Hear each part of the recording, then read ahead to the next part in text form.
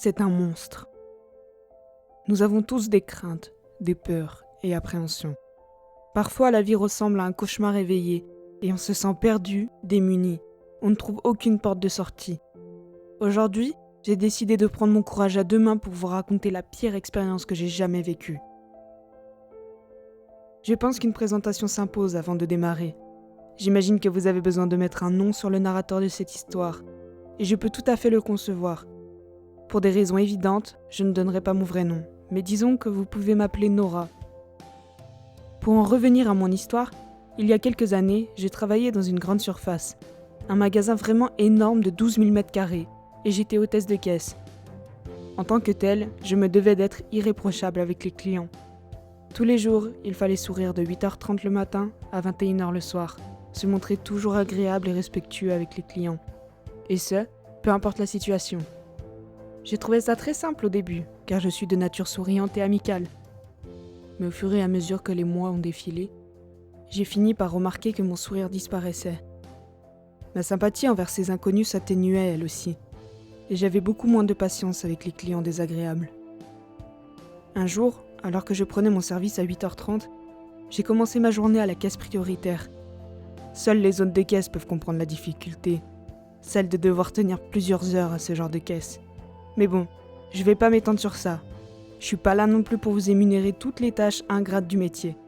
Le temps de m'installer, j'avais déjà quelques clients qui attendaient à la caisse. Je me dépêchais, donc aussi vite que possible, et comme en mon habitude, un petit bonjour monsieur, bonjour madame, on passe les articles, avez-vous les cartes de fidélité? Merci, au revoir. Ce fut comme ça pendant plusieurs dizaines de minutes, et j'étais déjà entré dans l'automatisme de mon travail.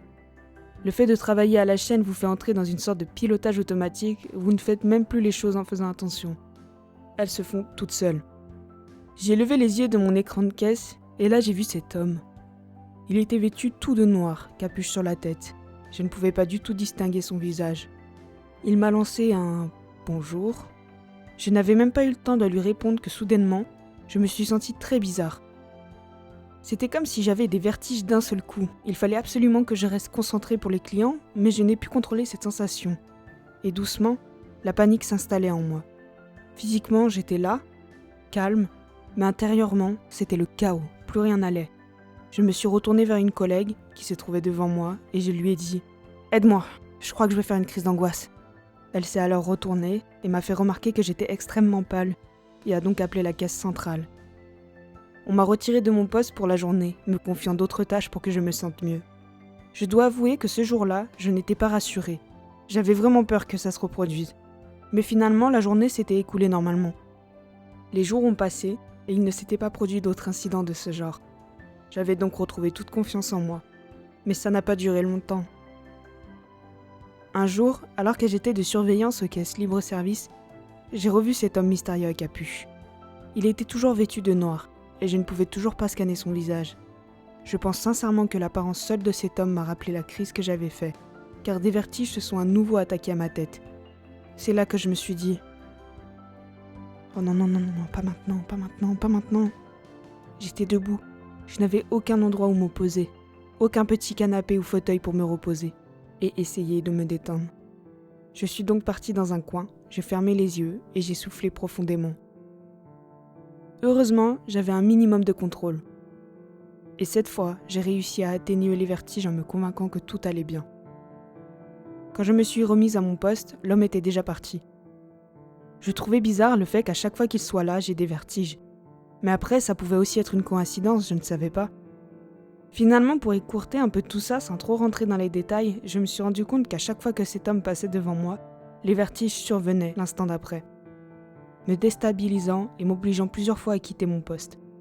J'ai fini par être désespérée, n'allant plus au travail à cause de ça. Je n'osais en parler à personne car je ne voulais pas qu'on me prenne pour une folle. C'était clairement pas réaliste. À cause de toutes mes absences injustifiées, j'ai fini par perdre mon travail. En soi, je devais m'y attendre, mais j'aimais tellement travailler là-bas. Je me suis donc retrouvée sans emploi du jour au lendemain. J'essayais de voir le côté positif de la chose, en me disant que j'allais en profiter pour me reposer un peu. Je n'aurais jamais dû faire ça. Un soir, alors que j'étais posée devant mon ordinateur, j'ai entreaperçu dans le noir une silhouette sombre. Le temps que j'ai cligné des yeux, elle avait disparu. Des vertiges sont alors apparus brièvement, me faisant arrêter net mon activité. Je suis parti me coucher en vitesse afin d'oublier tout ça. Le lendemain, j'ai décidé de prendre l'air à la fenêtre. Et que ne fut pas ma surprise quand je vis l'homme à capuche juste en dessous. Il restait immobile, me regardant. Je n'aurais jamais dû le regarder. À l'heure d'aujourd'hui, j'en suis consciente. Ce jour-là, j'ai signé un pacte avec ce monstre. C'est comme si, le temps que je le regarde, il était entré dans ma tête et qu'il avait tout chamboulé. J'ai vite refermé ma fenêtre, mais ce que je ne savais pas, c'est qu'il était déjà trop tard. Il reviendrait. Et ça n'a pas loupé. En l'espace d'un mois, au lieu de venir une fois par semaine, il venait maintenant tous les jours, et il restait toujours au même emplacement, immobile. Évidemment, à chaque fois que je le voyais, je me faisais attaquer par des vertiges de plus en plus puissants. J'en avais plus qu'assez. Je ne voulais pas vivre cloîtré chez moi à cause d'un pauvre type. J'ai donc pris mon courage à deux mains et suis sortie. J'ai descendu les escaliers de ma cour en furie, et quand j'ai regardé l'homme, je me suis arrêtée net. Il avait comme grandi. Enfin, je sais pas trop comment expliquer ça, mais il me paraissait vraiment plus petit avant. J'étais complètement perturbée. J'ai rebroussé chemin en courant vers l'entrée de mon appartement. Les vertiges faisaient tourner mon cerveau dans tous les sens. J'avais l'impression que j'allais tomber à tout moment. Les mois ont passé et l'homme venait plusieurs fois par jour. Il ne se contentait plus de rester immobile sous ma fenêtre. Il était maintenant chez moi et refusait catégoriquement de partir.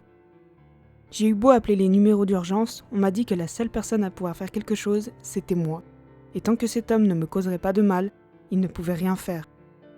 Cela fait donc plusieurs semaines qu'il y a cet homme étrange chez moi, et je n'arrive pas à m'habituer à sa présence. Je sens que c'est quelqu'un de mauvais. Un jour, je sais qu'il me fera du mal, et il m'en fait déjà en fait. Et ça depuis le premier jour où je l'ai vu. Depuis ce premier jour, il ne m'a jamais lâché. C'est un monstre. Je peux vous le dire aisément que c'en est un. Car son apparence a changé chaque jour qui passe. Il est devenu de plus en plus sombre, de plus en plus difforme. Il est devenu énorme. Ce n'est plus l'homme à capuche que j'avais vu à la caisse qui ressemblait à un être humain basique. Il était devenu tellement imposant que même chez moi, je ne me sentais plus en sécurité. Je ne pouvais plus sortir du tout de mon appartement car il me causait des vertiges et des crises de panique. Les seules fois où j'ai voulu m'éloigner de la maison, il m'a donné l'impression d'une mort violente à l'intérieur de moi, et ça m'a traumatisée. Je déteste ce monstre qui s'est installé dans ma vie. Je déteste ce monstre qui me terrifie, au point que je l'écoute. Je déteste ce monstre qui contrôle ma vie, mes faits, mes gestes. Je n'arrive plus du tout à m'en débarrasser, et je sais très bien qu'il me dévore progressivement. Je ne suis rien d'autre qu'une victime qui n'a pas eu de chance de croiser son regard. Et je ne peux en parler à personne, car je suis la seule à le voir, l'entendre et le sentir en moi. Je vous souhaite de tout cœur de ne jamais avoir affaire à lui. Il détruira votre vie comme il a détruit la mienne. Une fois enchaîné à lui, il est impossible de s'en défaire car on n'a plus la force de se battre. Ce monstre ignoble qui m'accompagne chaque jour de ma vie a un nom. Il s'appelle agoraphobie et je vis entrelacé dans ses bras depuis 2 ans maintenant.